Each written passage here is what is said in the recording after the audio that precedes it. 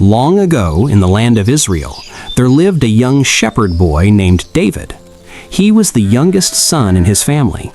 While his older brothers were soldiers in the king's army, David spent most of his days looking after sheep in the quiet hills near his home. David was not a warrior. He did not wear armor or carry a sword, but he had something far more powerful, a deep faith in God. That time, King Saul ruled the people of Israel. One day, a powerful enemy army called the Philistines came to fight against Israel. The two armies gathered on opposite hills with a valley between them, preparing for battle. But instead of attacking, the Philistines had a different plan. Every morning and every evening, a giant warrior walked down into the valley. His name was Goliath. Goliath was enormous, over 9 feet tall. He wore heavy bronze armor that covered his chest, his legs, and his head. A massive spear rested in his hand, and his shield was carried by another soldier in front of him. Standing in the valley, the giant shouted toward the army of Israel. "Why do you come out to fight?" he shouted. "Choose one man to come down and fight me. If he defeats me, we will become your servants. But if I defeat him, you will serve us." Day after day, Goliath repeated this challenge. The soldiers of Israel are scared. Even King Saul, the strongest warrior among them, was afraid to face the giant. For 40 days, the giant mocked them, and no one stepped forward. One day, David's father sent him on a small errand. He asked David to bring food to his brothers who were serving in the army. So David packed bread and grain and traveled to the battlefield. When he arrived, he saw the two armies standing on opposite hills. Suddenly, a loud voice echoed through the valley. It was Goliath again. The giant stepped forward and shouted his challenge just as he had done every day before. David watched in surprise as the soldiers of Israel ran away in fear. "Who is that man?" David asked. The soldiers explained that the giant had been mocking Israel for many days, and whoever defeated him would receive great rewards from the king. David could hardly believe it.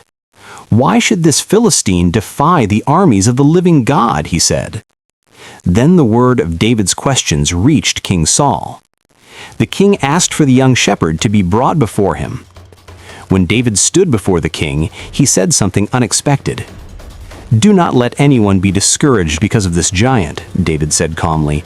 "I will go and fight him." King Saul looked at David in disbelief. "You are only a boy," the king said, "and this man has been a warrior since his youth." But David answered with confidence. "While I was looking for my father's sheep, lions and bears sometimes came to attack the flock. When that happened, I chased them away and rescued the sheep. The same God who protected me from the lion and the bear will protect me from this giant." Saul saw the courage in David's eyes. So the king agreed.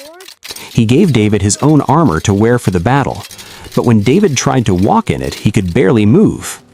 "This armor is too heavy," David said, so he took it off. David chose something simpler instead. He picked up his shepherd's staff, took his sling, and walked down to a nearby stream. There he carefully selected 5 smooth stones and placed them in his pouch. Then David began walking toward the valley. On the other side, Goliath saw the young shepherd approaching. The giant laughed loudly.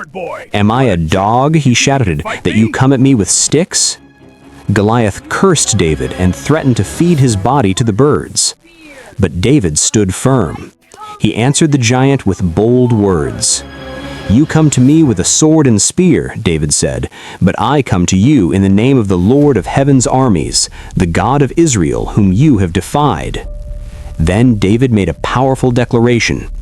"Today the Lord will deliver you into my hands, and the whole world will know that there is a God in Israel." The giant grew angry and began moving toward David. But David did not run away. He ran toward the giant instead. Then David reached into his pouch quickly and pulled out one of the stones. He placed it into his sling and began to spin it above his head. Then he released it. The stone flew through the air at high speed. It struck Goliath directly in the forehead. The giant stumbled. Then the mighty warrior crashed to the ground. The battlefield fell silent. David had defeated the giant. The soldiers of the Philistine army were shocked. When they saw their champion lying on the ground, they turned and ran away. Immediately, the army of Israel rushed forward with a shout and chased their enemies from the battlefield. That day, the victory belonged to Israel, and the young shepherd who trusted in God became known throughout the land. But the story of David and Goliath is about more than just a battle between a boy and a giant. It is a story about courage when facing overwhelming challenges. David did not win because he was stronger than Goliath. He won because he trusted that God was with him. Sometimes in life, we face our own giants. They may not be warriors on a battlefield. Instead, they may be fear, doubt, pressure, or problems that seem too big to overcome. Like David, we may feel small compared to the challenges in front of us.